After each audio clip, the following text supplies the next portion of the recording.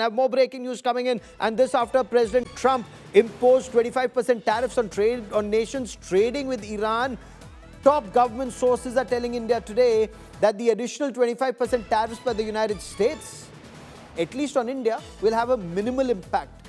India's total trade with Iran is about 1.6 billion. At least that's what the trade was last year. In 2025, it's predominantly in basmati rice, in tea, in sugar, in pharmaceuticals. So India believes that this is, very limited impact, the additional 25%.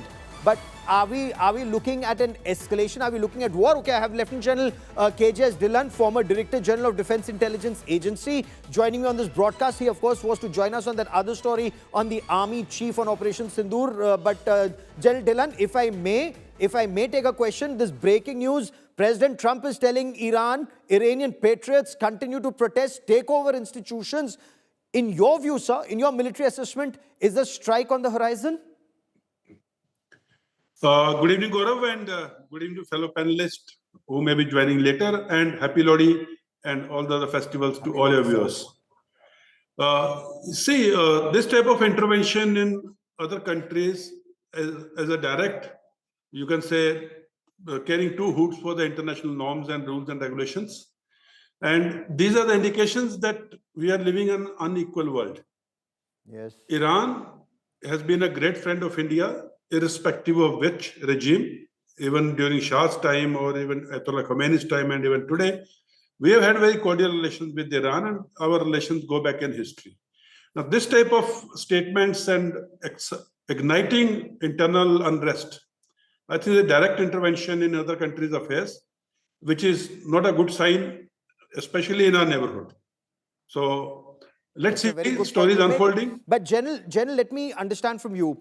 You've assessed Iran's military capabilities. Iran clearly is no Venezuela. And this is not a situation like the way America was able to target Iraq in the Gulf War. At least that time, America moved to get a coalition. It moved through the United Nations. It was able to get other countries on board. Here, America in Venezuela went on its own. It was for oil. It wasn't even to bring democracy, even to claim they wanted to bring democracy. And here, again, a regime change operation in Iran, as some argue.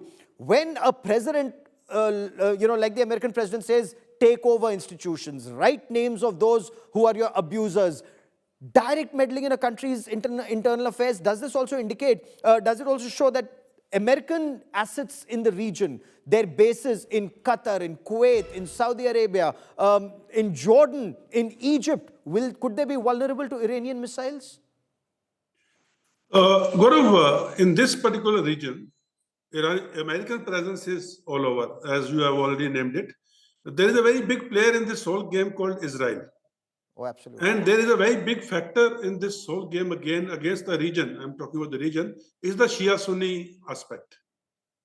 Iran being a Shia country and others being the Sunnis, and all these things are very important in this region. And Iranian missiles are very important.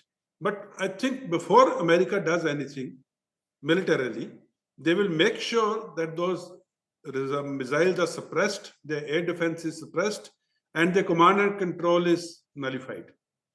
That is the way a military strike will go. Yes.